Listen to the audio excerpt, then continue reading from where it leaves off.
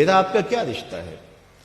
میں مختلف جگہوں پہ جاتا ہوں تو لوگ اپنی پلکیں فرش راہ کر رہے ہوتے ہیں تو میرے میں تکبر نہیں پیدا ہو رہا ہوتا اور میں سوچ رہا ہوتا ہوں اور اپنے اندر اتر کے اپنے آپ سے بار بار پوچھتا ہوں کون ہے؟ کیا اوقات ہے تیری کہ تیرے لیے جو ہے وہ لوگوں کی آنکھیں جو ہے وہ پاؤں میں بچتی چلی جا رہی ہیں اور چھونے کے لیے لوگ بےتاب ہیں؟ کیا تو ہوتا کون ہے؟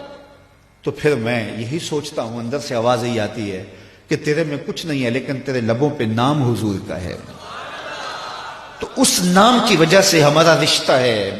آپ کے لیے میرے دل میں جذبات ہیں، محبت ہیں۔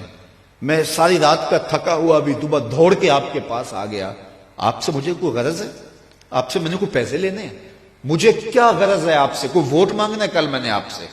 صرف اس لیے میں آیا ہوں کہ یہ میرے حضور کے ماننے والے ہیں، ان کو خوشی ہوگی، ان کو تسکین کو۔ ہمارے استاد ایک شعر جھوم کے پڑھا کرتے تھے کہ محمد کی وساطت سے محبت تیری میری ہے، محمد کی وساطت سے محبت تیری میری ہے، محبت اصل ہے ان کی نہ تیری ہے نہ میری ہے، محبت اصل ہے ان کی نہ تیری ہے نہ میری۔ ہزاروں قومیں وجود میں آئیں دہر میں خشک و تر کے رشتے سے، ہم نے بنیاد دوستی رکھا یاد خیر البشر کے رشتے سے۔ اس رشتے کو کمزور نہ ہونے دینا، اس کو مضبوط رکھنا۔ اور دوسری بات میں آپ سے یہ کہوں گا کہ کبھی بھی نماز میں کوتاہی نہ ہونے دینا۔ 5 گانا نماز یہ ہمارے اوپر لازم کی گئی ہے اور یہ بیماری میں بھی اس کی معافی نہیں ہے، سفر میں بھی اس کی معافی نہیں ہے۔ پانی نہیں ہے تو تیمم کر لو، کھڑے ہو کے نہیں پڑھ سکتے بیٹھ کے پڑھ لو، بیٹھ کے نہیں پڑھ سکتے لیٹ کے پڑھ لو۔ حالت جنگ کے اندر بھی اس کی معافی نہیں دی گئی۔ تو کبھی بھی نماز ترک کرنے کی غلطی نہ کرنا۔ یہ میرے حضور علیہ السلام کی آنکھوں کی ٹھنڈک وَجُعِلَتْ قُرَّةُ عَيْنِي فِي الصَّلَاةِ، اور قلب کی راحت تھی۔ جب بلال حبشی کو اذان کا حضور کہتے تو کیا ارشاد کرتے؟ سنیے لفظ ارحنا یا بلال، بلال اٹھو اور ہمارے دل کو راحت پہنچا دو، یعنی اذان پڑھو اور ہمارا دل جو ہے وہ ٹھنڈا ہو جائے، ہمارے دل کو تسکین پہنچے۔ تو 5 گانا نماز اپنی زندگی میں شامل کیجئے۔ اللہ کی رحمتیں اترتی ہی اس کے اوپر ہیں جو نمازی ہوتا ہے۔ جو بے نماز ہوتا ہے، اللہ اکبر، حضرت سلطان باہو فرماتے ہیں اسے تو خنزیر بھی پناہ مانگتا ہے۔ اور شیخ سعدی بولے اسے قرضہ نہ دو جو بے نمازی ہے، اس لیے کہ وہ رب کا قرض ادا نہیں کرتا، تمہارا قرض کیسے ادا کرے گا۔ اور حضور غوث اعظم رضی اللہ تعالیٰ عنہ جن کی 11ویں پکاتے ہیں، وہ کیا کہتے ہیں؟ فرماتے ہیں بے نمازی کو مسلمانوں کے قبرستان میں دفن نہ کیا جائے۔ کتنی بڑی بات ہے، من ترک الصلاۃ متعمدا فقد کفر جہارا، فرمایا جس نے جان بوجھ کر نماز چھوڑی گویا اس نے اعلانیہ کفر کیا۔ قیامت کے دن بندے سے سب سے پہلا سوال نماز کا ہوگا۔ قرآن بتاتا ہے کچھ لوگ کھینچ کے گھسیٹ کے جہنم کو لے جائے جا رہے ہوں گے۔ لوگ ان کو ملیں گے، ان کو کہیں گے ما سلککم فی سقر، تم جہنم کو کیوں جا رہے ہو، کیا ہوا؟ تو وہ کیا کہیں گے؟ لم نک من المصلین، ہم نماز نہیں پڑھا کرتے تھے، اور بہت اچھے اعمال تھے لیکن نماز نہیں پڑھا کرتے تھے، آج جہنم میں جانے کا سبب یہ ہے۔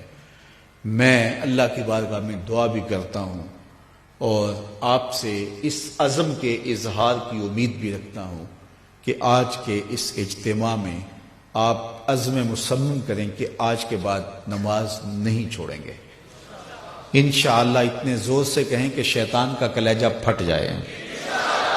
5 گانا نماز شعار زندگی میں۔ مسجدیں بتائیں کہ ایک اجتماع ہوا تھا اسوہ رسول کے نام سے، اور یہ جو مسجدوں کی رونق بڑھ گئی ہے یہ اس اجتماع کا نتیجہ۔